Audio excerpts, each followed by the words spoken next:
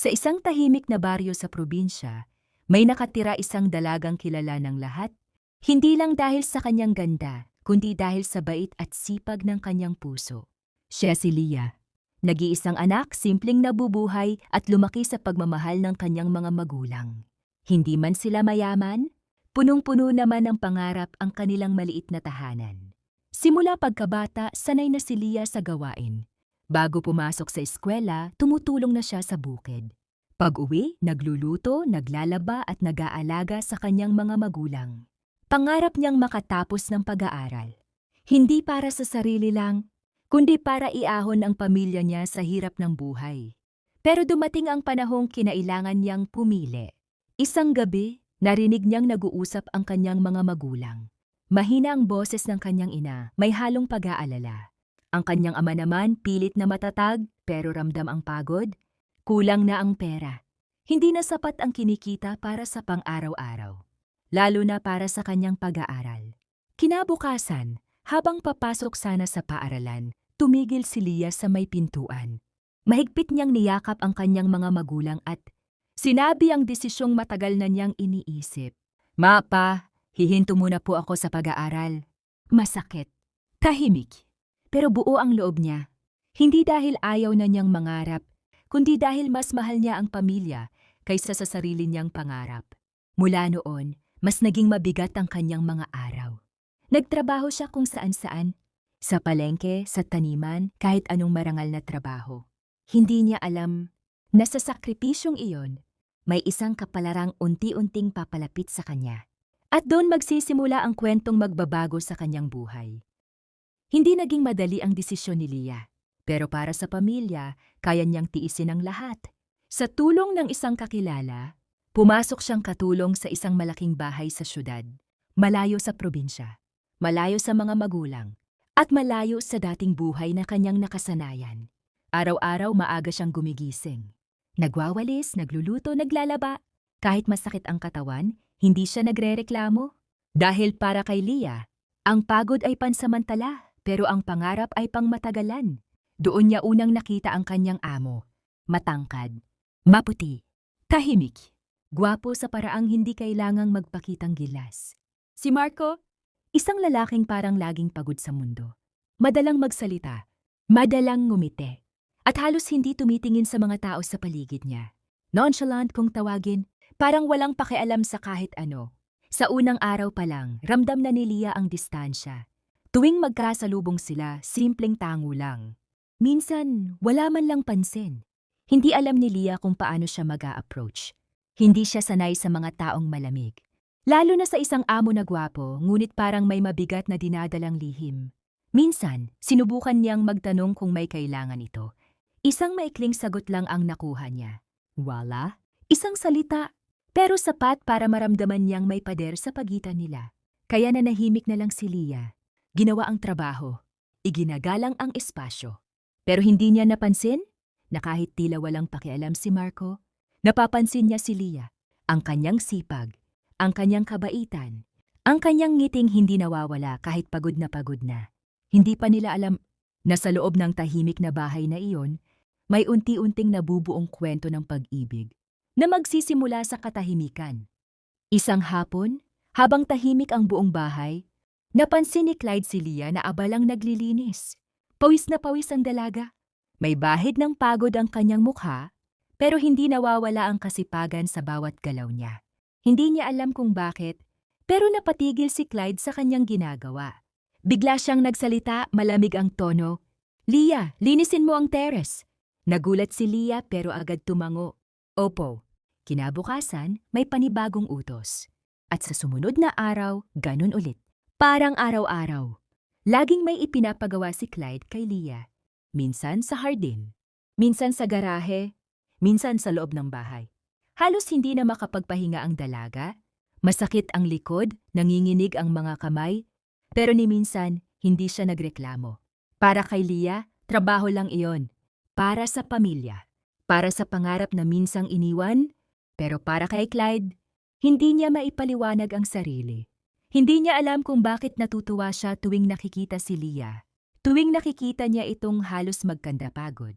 Pero patuloy pa ring lumalaban. May kakaibang init sa kanyang dibdib. Isang pakiramdam na matagal na niyang hindi naramdaman. Minsan habang pinagmamasdan niya si Leah mula sa malayo, napaisip siya, bakit parang ayaw kong mawala siya rito? Hindi niya namalayang ang simpleng mga utos ay naging dahilan para mas lalo niyang makilala ang dalaga. At hindi rin niya alam na sa bawat pagod ni Leah, may unti-unting nahuhulog na puso, hindi lang isa. Sa totoo lang, kahit gaano kabait si Leah, may hangganan din ang pasensya niya. Halos araw-araw na lang, utos dito, utos doon. Parang checklist ni Clyde ang pagod niya. Sa loob-loob ni Leah, boss po ba ako o robot? Isang umaga, pagod na siya. Masakit ang katawan. Masakit din ang loob. Biglang nagsalita si Clyde, walang emosyon. Leah, timplahan mo nga ako ng kape. Huminto si Leah. Ngumiti siya, pero ibang klaseng ngiti. Opo, mahina ho ng boses, pero may binabalak. Sa kusina kinuha niya ang kape. Isang kutsara. 2, 3. Huminto sandali, tapos dinagdagan pa ulit. Utusan mo pa ako ha? Bulong niya habang hinahalo.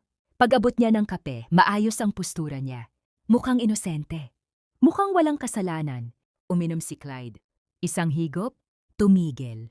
Napakunot ang no. Parang nagtanong ang kaluluwa niya, ganito ba talaga kapait ang buhay? Opo. Isa pa, tumingin siya kay Leah. Si Leah naman seryoso ang muka, pero sa loob-loob niya, tagumpay. Okay ka lang po ba, sir? Tanong niya, pilit na maamo. Tahimik si Clyde. Tumingin ulit sa kape. Tapos kay Leah. At doon niya napansin, may maliit na ngiting pilit tinatago ang dalaga. Sa unang pagkakataon, natawa si Clyde. Mahina. Pero totoo. At sa simpleng tasang yon ng kapeng sobrang pait, may nagsimulang mabuo. Hindi galit, kundi isang nakakatuwang simula.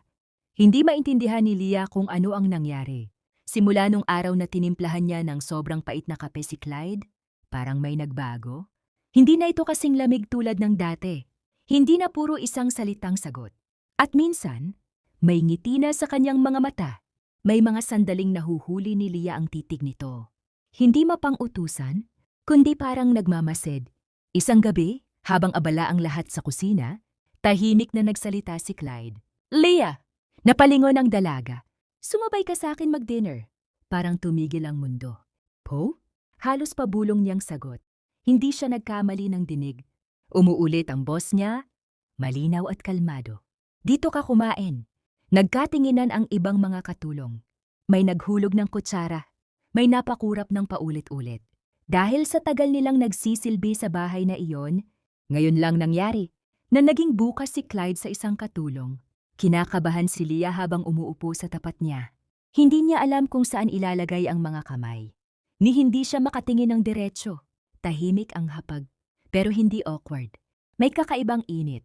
May kakaibang payapa. Paminsan-minsan tinitingnan siya ni Clyde. At sa kauna-unahang pagkakataon, hindi amo ang kaharap ni Leah, kundi isang lalaking marunong makinig. Hindi ka ba napapagod? Mahina nitong tanong.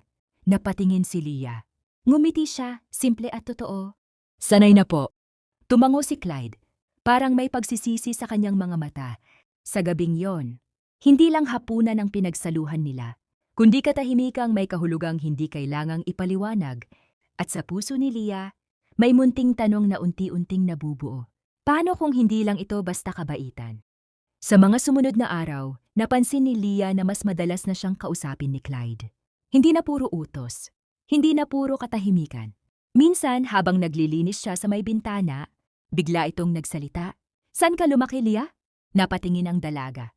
Nagulat dahil iyon ang unang pagkakataon na hindi tungkol sa trabaho ang tanong ni Clyde. Sa probinsya po, mahina niyang sagot. Tumango si Clyde parang iniisip ang bawat salitang naririnig. Sunod-sunod ang mga tanong. Kung nag-aaral ba siya noon? Kung may kapatid ba siya? Kung bakit siya napadpad sa syudad? Sa bawat sagot ni Leah, mas lalong tumitigil si Clyde. Parang inukit sa isipan ng kwento ng dalaga. Hindi niya namalayan, unti-unti niyang ikinukwento ang sarili. Ang pagiging nag-iisang anak, ang pangarap na iniwan, ang sakripisyong ginawa para sa mga magulang. Hindi naaawa si Clyde. Sa halip, humanga siya. Samantalang si Leah naman, hindi maintindihan ang sariling damdamin. Bakit siya komportable kay Clyde? Bakit hindi na siya natatakot magsalita? Bakit kapag naririnig niya ang boses nito, Parang kumakalma ang puso niya. Minsan, nagtagpo ang kanilang mga mata. Walang salita, pero may naiintindihan. At doon napagtanto ni Leah, hindi na lang amo ang tingin niya kay Clyde. At si Clyde, sa bawat kwento ni Leah, mas lalo niyang gustong manatili sa tabi nito. Hindi pa nila inaamin, hindi pa nila sinasabi, pero pareho nilang alam, may damdaming unti-unting lumalalim at mahirap ng pigilan. Gabi na noon, tahimik ang buong bahay. Si Leah ay nagliligpit sa sala nang marinig niya ang boses ni Clyde. Pwede ba kitang makausap? May kaba sa dibdib niya, pero tumango siya. Umupo sila sa magkabilang dulo ng sofa. May pagitan, pero ramdam ang bigat ng katahimikan. Matagal bago nagsalita si Clyde. Hindi ako sanay magtanong tungkol sa ibang tao, mahina niyang sabi. Pero simula nang dumating ka, parang may nagbago. Napayo ko si Leah. Mas mabilis ang tibok ng puso niya. Hindi ko alam kung kailan nagsimula, dagdag ni Clyde. Pero nahuhuli ko na lang ang sarili kong nag-aalala. Tahimik si Leah. Natakot siyang magsalita. Natakot siyang umasa. Tumayo si Clyde at humarap sa bintana. May mga bagay akong piniling sarilinin, Anya. At ikaw ang unang taong hindi nagtangkang baguhin ako. Napatingin si Leah sa kanya. May luha sa mga mata niya. Sir, amo niyo po ako, pabulong niyang sagot. Hindi po dapat. Huminga ng malalim si Clyde. Hindi siya lumingon. Alam ko. Isang salitang puno ng sakit. Kaya hindi ako humihingi ng sagot, dagdag niya. Gusto ko lang malaman mo na sa mundong matagal ko nang sinukuan, ikaw ang naging pahinga ko. Doon bumigay si Leah. Tahimik na tumulo ang luha niya. Hindi dahil masaya siya, kundi dahil nararamdaman niya rin ang parehong bagay. Hindi ko rin po alam kung kailan, nanginginig niyang sabi. Pero natatakot po ako. Kasi kapag mas napalapit pa kayo, mas mahirap po kayong kalimutan. Nagkatinginan sila, walang yakap, walang halik. Pero sa pagitan ng katahimikan, may dalawang pusong umamin kahit walang salitang mahal kita. At sa gabing iyon, pareho nilang alam, hindi na sila pareho ng dati. Matapos ang gabing iyon ng pag-amin, hindi mapigilan ni Leah ang sariling damdamin. Sa isang sulok ng kusina habang nag-iisa, lumuluha siya ng tahimik. Bakit po kaya ganito? Bakit po kahit masaya ako, natatakot ako? Dahil sa puso niya, alam niyang mahal na niya si Clyde. Pero may tanong na hindi niya kayang sagutin. Paano kung sa huli, iiwan siya nito? Paano kung hindi siya tanggapin ng pamilya ni Clyde dahil siya'y katulong lang? Sa bawat alaala ng kanilang mga ngiti at hapunan, tumitindi ang kanyang takot. Si Leah, na matagal nang sanay sa sakripisyo, ayaw nang masaktan. Ayaw na rin niyang magpaka-hopeful kung wala namang kasiguruhan. Kaya kahit ramdam niyang palapit na ang puso niya kay Clyde, nananatili siyang may distansya. Isang gabi habang naglilinis sa sala, napansin ni Clyde ang lungkot sa mga mata ni Leah. Lumapit siya ng tahimik, nag-aalangan at sinubukang hawakan ang kamay nito. Leah, okay ka lang ba? Mahina niyang tanong, puno ng pag-aalala. Napatingin si Leah, pilit na ngumiti, pero may luha sa sulok ng mata. Opo, sir. Okay po? Mahina niyang sagot ngunit alam ni Clyde na hindi totoo. At sa gabing iyon pareho nilang alam, ang damdamin nila ay naroon, ngunit may takot na humahadlang sa kanila, isang hadlang na kailangang pagtagumpayan bago pa man masaktan ang puso. Hindi alam ni Leah na matagal na pala siyang pinagmamasdan ni Clyde. Hindi lang sa trabaho kundi sa puso. Sa mga araw na naglilinis siya, nagluluto o kahit naglalakad sa bakuran, pinapansin siya ni Clyde. Bawat galaw niya, bawat ngiti niya, naiiwan sa alaala niya. Hindi rin alam ni Leah na ikinukwento na pala siya ni Clyde sa mga magulang nito. Pinag-usapan niya si Leah sa hapagkainan, sa kwento ng kanyang kabaitan, sipag at puso. Kaya nang dumating ang pagkakataon na mag-usap ang pamilya ni Clyde at Leah, hindi status o yaman ang naging batayan. Hindi mahalaga kung siya'y katulong lang sa bahay, ang mahalaga ay ang kabutihang loob, integridad at pagmamahal na dala ni Leah. Sa unang pagkakataon, nakatayo si Leah sa harap ng pamilya ni Clyde, kaba at pag-alinlangan ang nadarama. Pero nang ngumiti si Clyde at hawakan ang kamay niya, parang sinabi ng mata niya, "Walang dapat ikatakot, Leah, dito ka kabilang." Ngumiti ang mga magulang ni Clyde. "Nakikita namin ang kabutihang puso mo, Leah. Iyan ang mahalaga." Bigla na puno ng ligaya ang puso ni Leah. Hindi lang dahil tanggap siya, kundi dahil ang pagmamahal ni Clyde ay totoo at tapat at hindi nakabase sa estado o yaman. Hawak ang kamay niya, naglakad sila papunta sa terasa. Tahimik na gabi, may mga bituin sa itaas. Ngumiti si Clyde at ngumiti rin si Leah. Walang salita, ngunit kumpleto ang damdamin. At sa huling sandali, habang magkahawak ang mga palad nila, nalaman ni Leah na minsan, ang buhay ay parang kape, may pait, may tamis, pero sa tamang timpla, nagiging pinakamagandang karanasan. Dito nagtatapos ang kwento ng isang dalagang probinsyana, isang binatang nonchalant ngunit may pusong malalim, at ang kanilang pagmamahal na lumampas sa lahat, sa kahirapan, takot, at kahit sa pinakadakilang pagkakaiba sa mundo. At sa huli, ang tunay na yaman ay hindi sa pera kundi sa puso. Matapos ang lahat ng pagsubok, kundi pati ang kanyang sariling alinlangan sa pagmamahal. At ang hindi niya alam, isang gabi, habang magkahawak ng kamay sa harap ng fireplace, ang mahalaga, ikaw ang dalagang mabuti ang puso. Ngumiti si Leah at sa pagkakataong iyon, kundi dahil sa kabutihang loob niya, walang pag-aalinlangan, dahil nakita nila ang kanyang sipag, kabaitan at pagmamahal na totoo, hindi na puro utos at distansya ang umiiral. Pareho nilang natutunan, ang tunay na pagmamahal ay hindi nakabase sa estado, yaman, kabutihan ng puso ang tunay na yaman. Pagmamahal na tapat ay mas mahalaga kaysa sa material na bagay. Huwag matakot magmahal kahit may takot sa sakit o rejection. Kung totoo ang puso, sa huli natutunan ni Leah at Clyde na ang pagmamahal, at iyon ang hinding-hindi mawawala. Hindi lamang pagod at takot ang napagtagumpayan ni Leah. Sa tulong ni Clyde, unti-unti siyang naging bukas sa damdamin niya.